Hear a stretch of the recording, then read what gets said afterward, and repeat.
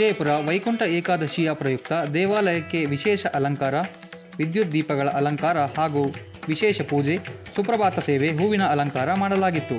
ವೈಕುಂಠ ಏಕಾದಶಿ ಹಿನ್ನೆಲೆಯಲ್ಲಿ ದೇವಾಲಯಗಳಿಗೆ ಹೆಚ್ಚಿನ ಸಂಖ್ಯೆಯಲ್ಲಿ ಭಕ್ತರು ಆಗಮಿಸಿದ್ದರು. ಈ ಸಂದರ್ಭದಲ್ಲಿ ವಿಜಯಪುರ ಪಟ್ಟಣದ ತರಕಾರಿ ವ್ಯಾಪಾರಿ ಸೋಮಣ್ಣ ಮಾತನಾಡಿ, ನಾಡಿನ ಸಮಸ್ತ ಜನತೆಗೆ ವೈಕುಂಠ ಏಕಾದಶಿಯ ಹಾರ್ದಿಕ ಶುಭಾಶಯಗಳನ್ನು ಕೋರಿದರು. ದೇಗುಲಕ್ಕೆ ಆಗಮಿಸಿದ್ದ ಭಕ್ತರಿಗೆ ಅನ್ನ ಸಂತರ್ಪಣೆ, ಪ್ರಸಾದ ವಿತರಣೆ ಮಾಡಲಾಯಿತು. ಇದೇ ಸಂದರ್ಭದಲ್ಲಿ ಧರ್ಮರಾಯ ದೇವಸ್ಥಾನದ ಆಡಳಿತ ಮಂಡಳಿ ಅಧ್ಯಕ್ಷರಾದ ಚಿನ್ನಪ್ಪ, ಪುರಸಭೆ ಸದಸ್ಯರಾದ ರಾಜಣ್ಣ, ಜಿಎಂ ಚಂದ್ರು, ಕನಕರಾಜು, ಮುನಿವೀರಣ್ಣ, ರೇಣುಕಾ ಸೋಮಣ್ಣ, ಗುರುಕಿರಣ್, ಚೈತನ್ಯ, ಧರ್ಮರಾಯ ಸ್ವಾಮಿ ದೇವಾಲಯದ ಆಡಳಿತ ಮಂಡಳಿ ಸದಸ್ಯರು, ಕುಲಬಾಂಧವರು, ಭಕ್ತಾದಿಗಳು ಮತ್ತಿತರರು ಹಾಜರಿದ್ದರು. ಸತೀಶ್ ಕುಮಾರ್ ಜಿ, ವಿಜಯ ನ್ಯೂಸ್, ವಿಜಯಪುರ.